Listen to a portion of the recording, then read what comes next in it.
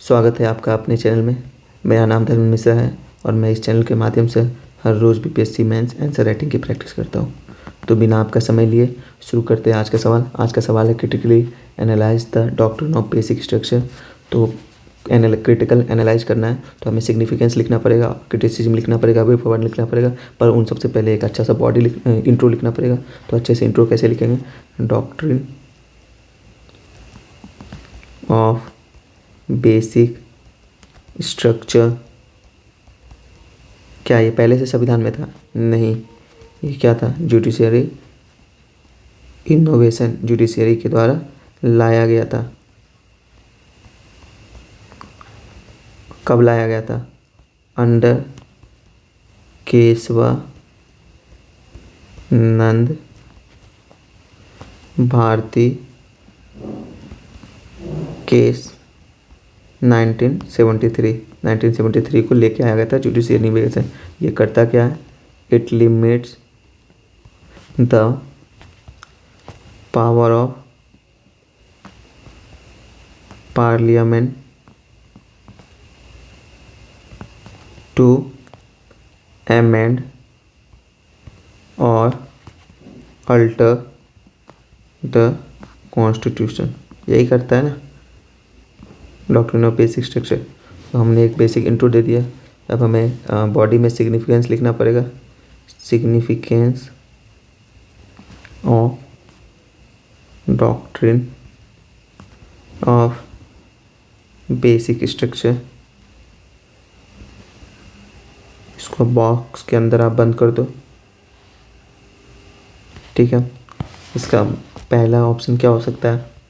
ये क्या कहता है? It protect the invaluable core of the constitution. Invaluable core of the constitution. Invaluable core मतलब ऐसा कोर जिसके जो संविधान का कोर वैल्यू है। संविधान का कोर वैल्यू क्या था? एग्जाम्पल कि हमारा भारत में फंडामेंटल राइट रहेगा। संविधान आया क्यों?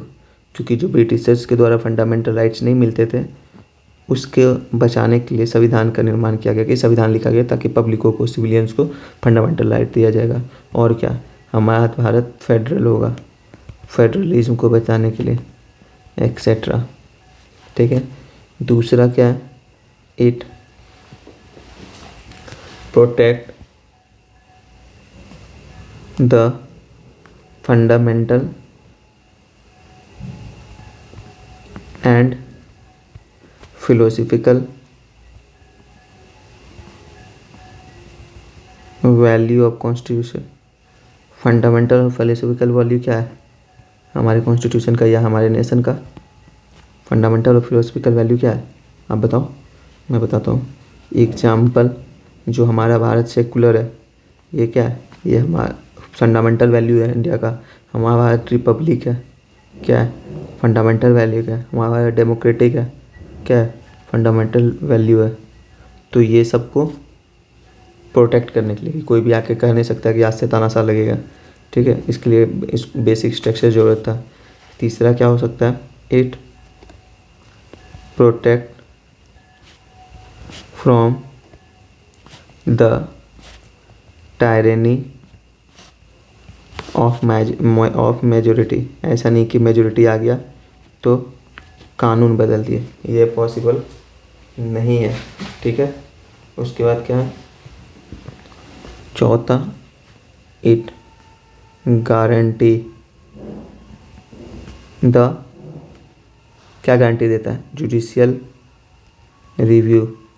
जुडिशियल रिव्यू को गारंटी देता है। ऐसा नहीं कि सरकार आके बोलेगा कि भैया कल से जुडिशियल रिव्यू नहीं कर सकते। जुडिशियल रिव्यू को गारंटी, जुडिशियल रिव्यू का पार्ट ऑफ बेसिक स्ट्रक्चर होता है। पांचवा क्या? इट जुडिशियल रिव्यू हो गया। It guarantee the national integration.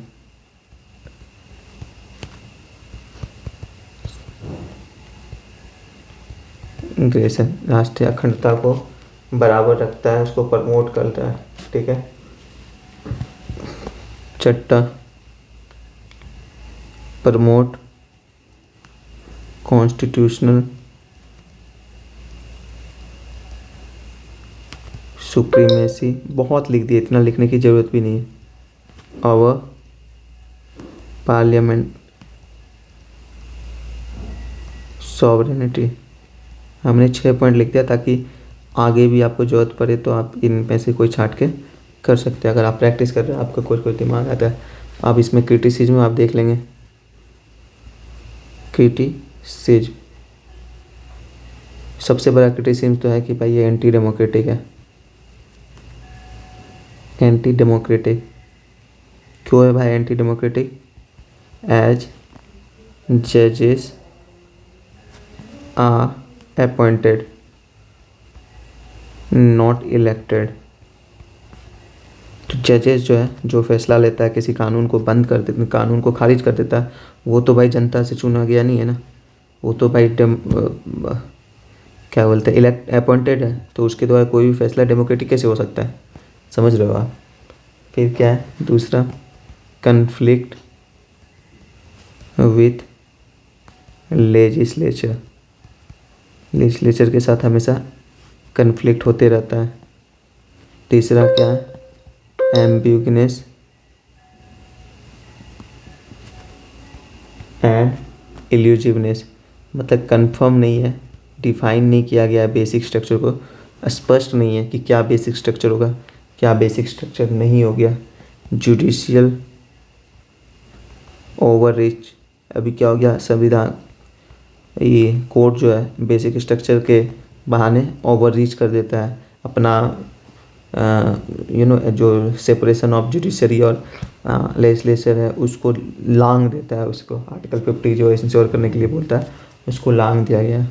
Way forward क्या हो सकता है इसका? और वे फॉरवर्ड लिखना बहुत ज़रूरी है। जब आप क्रिटिसिज्म लिखोगे तो वहाँ पे वे फॉरवर्ड लिखना ज़रूरी होगा। एम्बिगुइनेस एंड एलिजिबलनेस है तो आप इसको क्या कर दो, डिफाइन द बेसिक स्ट्रक्चर, ताकि सरकार पहले ही ऐसे वैसे नियमों पे कानून नहीं बनाएगा अगर बेसिक स्ट्रक्चर डिफाइन कर दिया जाएगा तो। दूसरा क्या है? Curbing the judicial activism. जजेस को बोलो कि भाई ज़्यादा आप जुडिशियल एक्टिविज्म मत करो, ठीक है। आप कंक्लूजन हमको लिखना है थोड़ा सा। कंक्लूजन क्या होना चाहिए? The doctrine of basic structure is not restrictive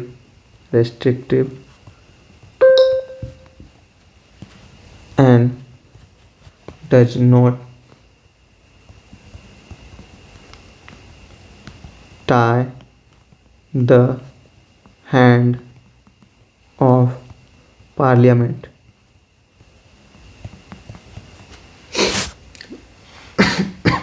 Further, it simply protect any attempt to alter the inviolable core of constitution। तो ये रहा बेसिक कंक्लूजन। तो अब एक बार हम इवेल्युएट कर लेते कि कैसा लिखा है। डॉक्ट्रिन ऑफ बेसिक स्ट्रक्चर के बारे में उन्होंने पूछा था, तो डॉक्ट्रिन ऑफ बेसिक स्ट्रक्चर को हमने डिफाइन कर दिया है कि भाई it limits the power of parliament to amend after the constitution. आया कहाँ से था वो भी मैंने लिख दिया। एनालाइज करने के लिए बोला है तो significance of the doctrine of basic structure लिखा। इसमें मैंने 5 पॉइंट, यूजुअली 3 से 4 पॉइंट लिखना पड़ता है हमारे को 8 मार्कर्स में, लेकिन हमने ज़्यादा लिख दिया कि इनवायलेबल कोर को प्रोटेक्ट करता है। इनवायलेबल कोर को प्रोटेक्ट कैसे करता है? फंडामेंटल राइट्स होता है, फेडरलिज्म होता है, पार्लियामेंट होता है, प्रेसिडेंट होता है। ये सब जो इनवायलेबल कोर है उसको आप चेंज नहीं कर सकते हो। फंडामेंटल एंड फिलोसफिकल वैल्यू है उसको चेंज नहीं कर सकते हो, जैसे सेकुलर है हमारा देश, रिपब्लिक है, डेमोक्रेटिक है, ये सब को आप चेंज नहीं कर सकते हो। It protect from the टायरेनी of majority, ऐसा नहीं कि कोई गवर्नमेंट मेजोरिटी में आएगा और कोई भी रूल और लॉ बना के चल जाएगा, ऐसा नहीं है। It granted the judicial review, कभी भी जुडिशियल रिव्यू को कोई बंद खारिज नहीं कर सकता है, जैसे इंदिरा गांधी ने एक बार किया था 24 कॉन्स्टिट्यूशन अमेंडमेंट एक्ट के टाइम में शायद। It guarantees the national integration, राष्ट्रीय अखंडता को गारंटी देता है ये। प्रमोट द कॉन्स्टिट्यूशनल सुप्रीमेसी और पार्लियामेंट्री सॉवरेनिटी, पार्लियामेंट्री सॉवरेनिटी को खारिज कर देता है कि नहीं भाई, पार्लियामेंट ऐसा नहीं है कि अपने मन से जो भी कर सके।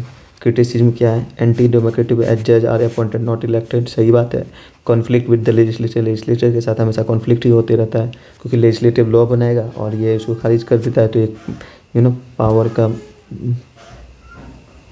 बात आ जाता है ना दोनों में। एम्बिगुइनेस एंड एलिजिबनेस, एम्बिगुइनेस एंड एलिजिबनेस मतलब क्लियर नहीं है कि क्या क्या डिफाइंड स्ट्रक्चर है, क्या क्या बेसिक स्ट्रक्चर है। जुडिशियल ओवररीच, इसके माध्यम से कोर्ट जो है ओवररीच कर देता है अपने बाउंड्री को, और कभी कभी लेजिस्लेचर में पहुंच जाता है कानून बनाने के लिए। वे फॉरवर्ड क्या होना चाहिए, डिफाइंड ऑफ बेसिक स्ट्रक्चर कर दो, कर्बिंग द जुडिशियल एक्टिविटीज को कम करो। और एक कंक्लूजन आप याद कर सकते हो, ये मैंने याद ही किया था। The doctrine of basic structure is not restrictive and does not tie the hand of parliament, ये केवल रेस्ट्रिक्टिव नहीं है और ना ही ये हाथ बांधता पार्लियामेंट को, बस ये क्या करता है, but it simply protect any attempt to alter the invaluable core of constitution, बस ये प्रोटेक्ट करता है कि पार्लियामेंट के कुछ इनवैल्युएबल कोर है उसको बदला ना जाए, बस ये सिंपल है। आपको इसमें आराम से, अगर ऐसा क्वेश्चन आए तो 8 नंबर का है तो आराम से 4 से 5 नंबर आ जाएंगे। तब तक थैंक यू यहाँ तक बने रहने के लिए। जय हिंद, जय भारत।